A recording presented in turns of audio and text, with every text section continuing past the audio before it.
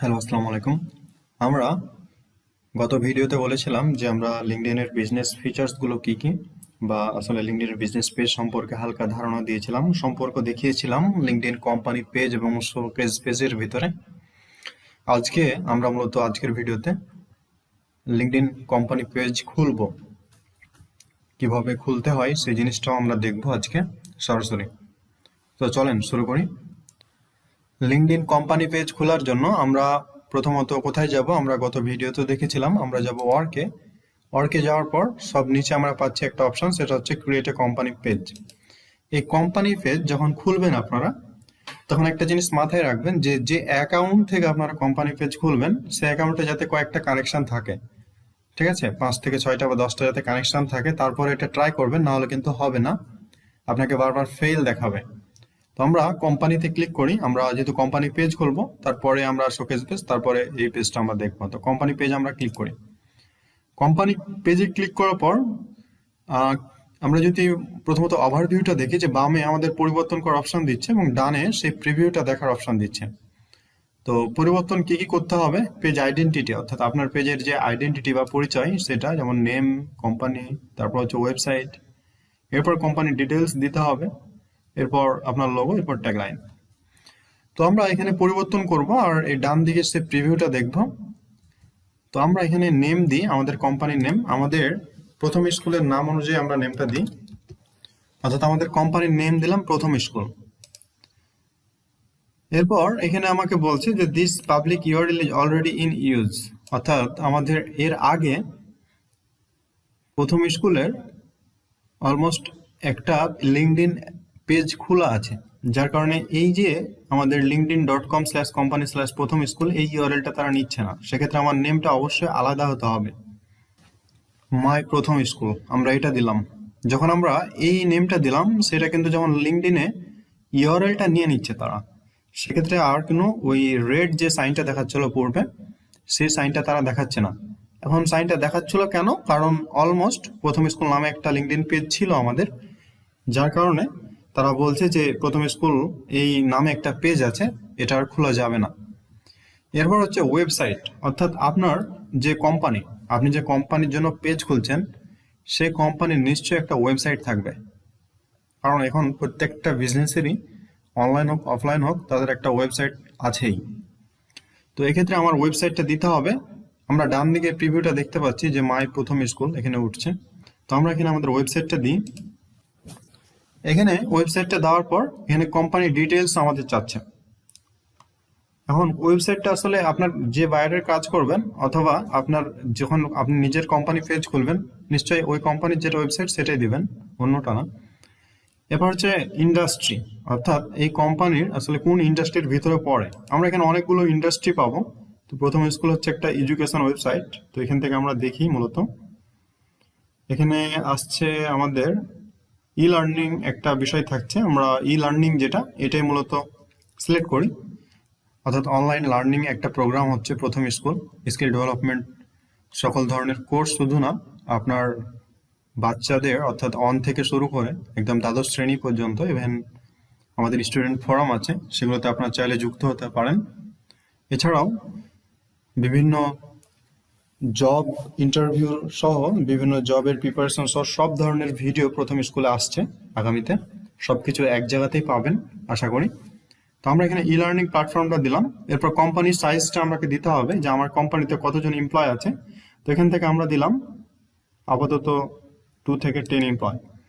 এরপর কোম্পানির টাইপটা আপনাকে দিতে হবে, যে আসলে কোম্পানিটা কি, যেমন এটা কি পাবলিক কোনো কোম্পানি, নাকি এটা সেলফ এমপ্লয়েড, নাকি গভর্নমেন্ট সরকারি, নাকি নন প্রফিট অর্থাৎ স্বেচ্ছাসেবী বা অলাভজনক যেগুলো থাকে। এরপর আরও এখানে আছে প্রাইভেটলি হেল্ড, পার্টনারশিপ, আপনার যেটা এই কোম্পানি ভিত্তিক। তো আমরা এখান থেকে যেটা করব, আমরা এখান থেকে পাবলিক কোম্পানি যেটা, এটাই দিয়ে দিলাম, জনপ্রিয় কোম্পানি। এরপর প্রোফাইল ডিটেলস, অর্থাৎ আমরা একটা লোগো দিতে হবে, এখানে কোম্পানির লোগো দিবেন অবশ্যই।